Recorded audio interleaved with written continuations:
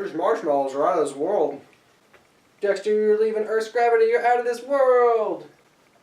The game we're going to review is out of this world, in case you didn't pick that up.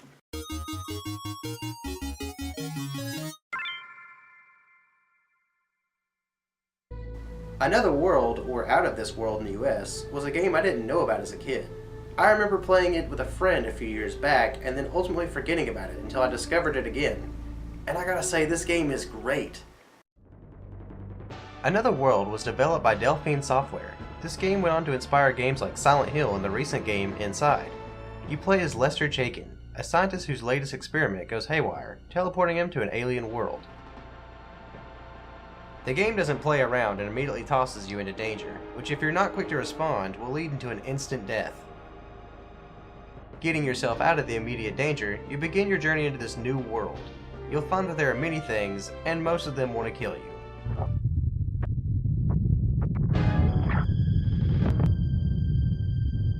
Oh, well, that looks pretty minor. I'm sure he's dead. Lester finds himself dealing with one problem after another. From the death slugs to the underwater creatures, now he finds himself being stalked by this thing. When will this guy catch a break?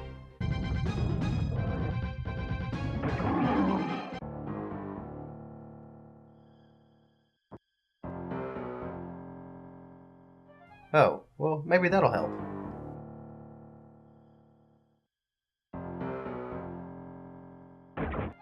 Rude. After that ordeal, Lester finds himself locked in a cage, but he's not alone. This man potato may not look like much, but he is going to be your only friend in this game, and you're gonna love him for it.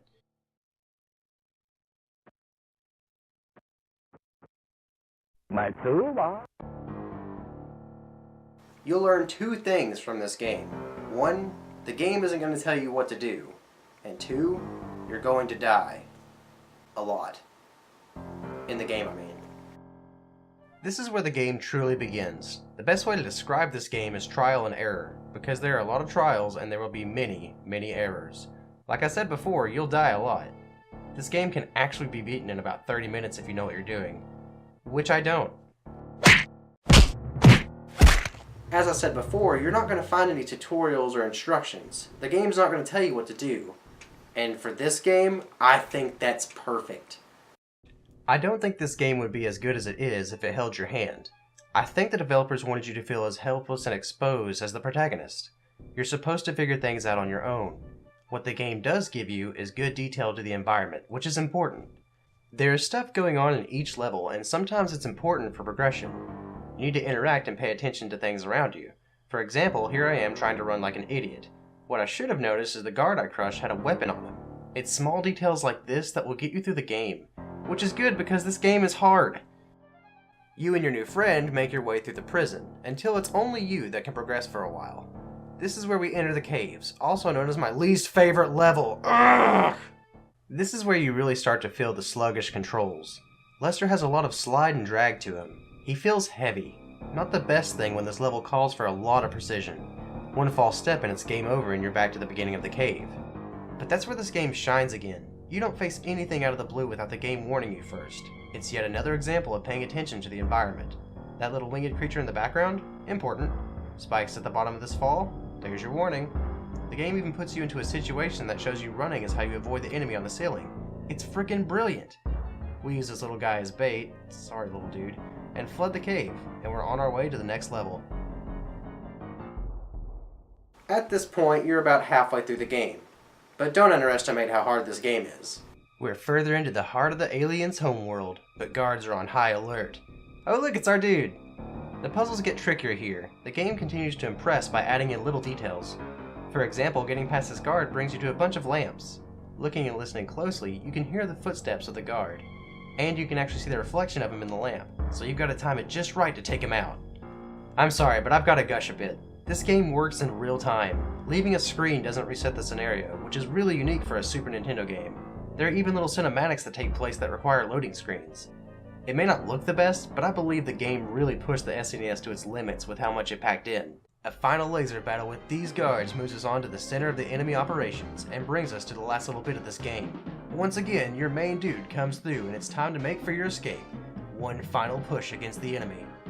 This part really felt like a finale packed with suspense. Opening this gate lets out one of those beasts that tormented you in the beginning of the game, and it causes chaos for everyone. Pushing through gets you an alien spaceship. So long, suckers, we're out of here.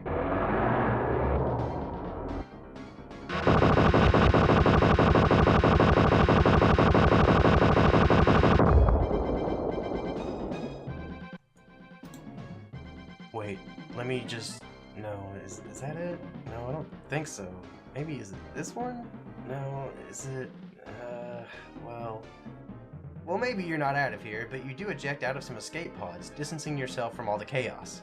Now it's a final run with your companion and... Oh no!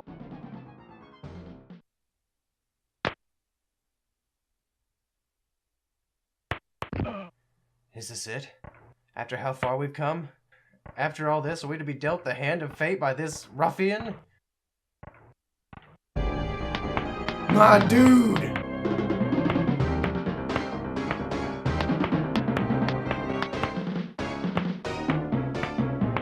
You can really feel the intensity in the moment, but it's just enough time for us to dispose of this fiend. And look, our companion made it too. Now we can set off on the back of this dragon thing that was just sitting here, riding off into the unknown. And I don't know about you, but I don't think there's any other way to end a game. This game was such a neat little gem. People like Eric Chahi and Delphine Software really tried to push this game to its limits. And I think at the core, that's what game design is all about. Thanks for watching, and hopefully I'll see you in another world. Hey guys, thanks so much for checking out the video. Hopefully you'll give this gem a try. Maybe even like and subscribe and check out some of my other videos. I'd really appreciate it. Keep it practical.